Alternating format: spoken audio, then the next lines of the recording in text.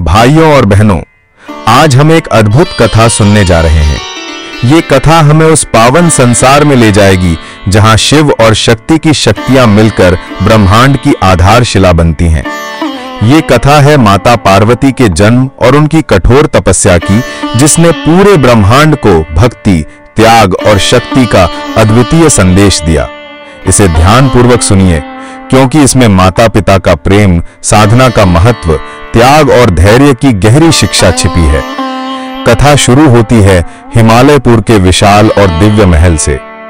हिमालय राज, जो स्वयं हिमालय पर्वत के अधिपति थे, और उनकी पत्नी मैना देवी, जो परम भक्ति और सौम्यता की मूर्ति थीं, उनकी गोद में एक कन्या का जन्म हुआ।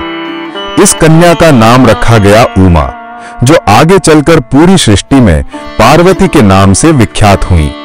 जैसे ही उमा का जन्म हुआ, महल आनंद और उल्लास से भर उठा।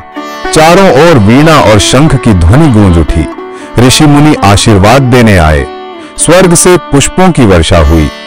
अग्नि, वायु, जल और पृथ्वी, ये चारों तत्व भी प्रसन्न होकर देवी को प्रणाम करने आए। उमा बचपन से ही अद्भुत थीं। उनकी आंखों में करुणा, ज्ञान और अदम्य साहस की झलक थी। खेलने कूदने के बजाय वे ध्यान और जप में लीन रहती। हिमालय राज और मैना देवी ने उन्हें वेद, उपनिषद, मंत्र, योग और तांत्रिक साधनाओं का गहन ज्ञान दिया। उमा इतनी तेजस्विनी थी कि वे कम उम्र में ही गूढ़ शास्त्रों का अर्थ समझ लेती थी। देवताओं और ऋषियों को आश्चर्य होता, यह कन्या साधारण नहीं है, यह स्वयं शक्ति का अंश है।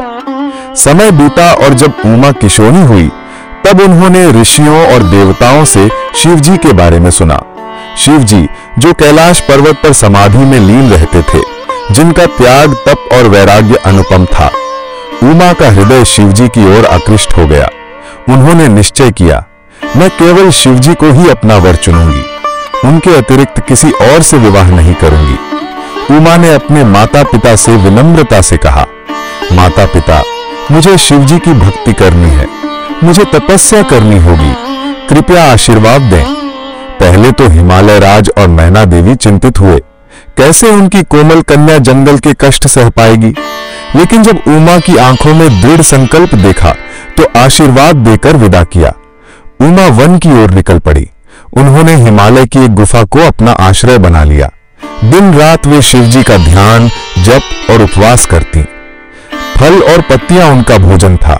कभी कभी तो वे केवल वायु पर ही निर्भर रहती थीं। रात भर वे ओम नमः शिवाय का मंत्र जपती। उमा की तपस्या साधारण नहीं थी। जंगल में शेर, भालू और जंगली पशु थे, परंतु उनकी भक्ति के प्रभाव से वे सब शांत होकर उनके समीप बैठ जाते, मानो पशु भी उनकी साधना से प्रभावित हो गए हों। वर्षा, तूफान और बर्फीली हवाओं ने भी उन्हें विचलित करने की कोशिश की, लेकिन उमा अडिग रहीं। उनका शरीर तब से क्षीण हो गया, परंतु उनकी आत्मा और अधिक प्रखर होती गई। राक्षस और असुर भी उनकी तपस्या तोड़ने आए। कभी वे उन्हें डराने की कोशिश करते, कभी प्रलोभन देते, परंतु उमा की आंखों में केवल शिव का ध्यान था। वे न डरी न डगमगाई। जब उनकी तपस्या वर्षों तक चलती रही, तब ब्रह्मा, विष्णु और इंद्र भी चिंतन करने लगे। उन्होंने कहा, ऐसी दृढ़ तपस्या और ऐसी निष्ठा दुर्लभ है। यह कन्या अवश्य ही शिवजी को प्राप्त करेगी। उधर कैलाश पर्वत पर शिवजी समाधि में लीन थे। जब उन्हें ज्ञात हुआ कि उमा ने उनके लिए ऐसी कठोर तपस्या की है, तो वे भी भावुक हो उठे। शिवजी ने कहा, जब भक्ति इतनी गहन हो कि समस्त ब्रह्मांड प्रभावित हो जाए, तब साधक को अवश्य दर्शन मिलता है।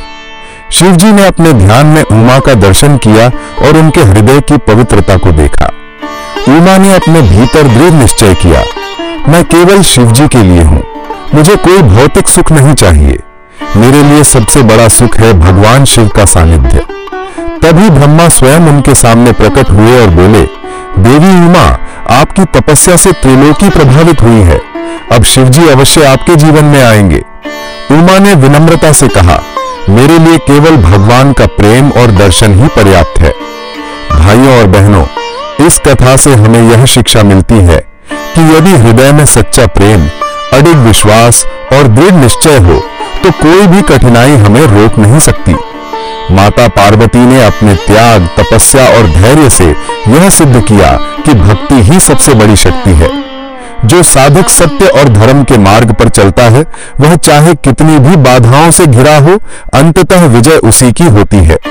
यही संदेश हमें माता पार्वती की तपस्या की इस महान गाथा से मिलता है।